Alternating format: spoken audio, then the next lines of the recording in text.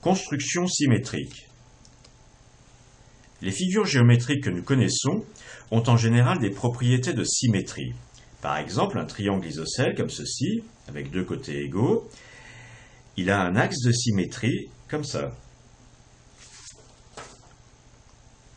Un triangle équilatéral a trois axes de symétrie et il n'a pas de centre de symétrie. En revanche, son centre joue un rôle important, c'est que si on fait tourner ce triangle de 120 degrés sur lui-même, on arrive à un triangle qui se superpose au précédent. Un rectangle a deux axes de symétrie, que voici, et puis un centre de symétrie. C'est le centre du rectangle. Un parallélogramme n'a pas d'axe de symétrie, mais son centre est un centre de symétrie. Ainsi, par exemple, si je veux regarder le symétrique de ce point-ci, c'est tout simplement l'autre sommet. Si je veux regarder le symétrique de ce point-là,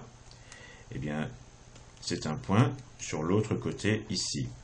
Donc c'est un centre de symétrie, ce point.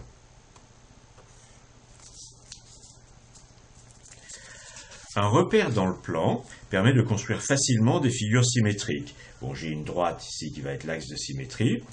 Cette première figure que je vais noter en fort ici, c'est facile de dessiner sa figure symétrique de l'autre côté. Le repère est là pour nous aider. Ce point-ci devient celui-là. Ce point-ci devient celui-là, etc. Et donc voici toute la figure symétrique.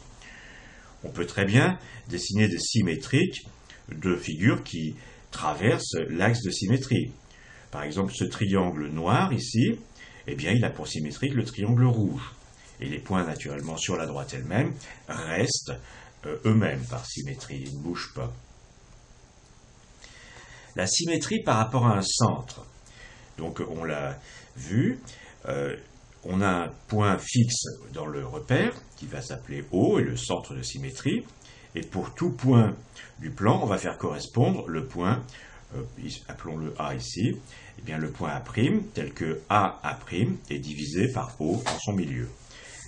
Alors il y a une chose importante à noter, c'est que dans une symétrie axiale comme la précédente, dans une symétrie axiale comme ceci, deux figures symétriques ne sont en général pas superposables.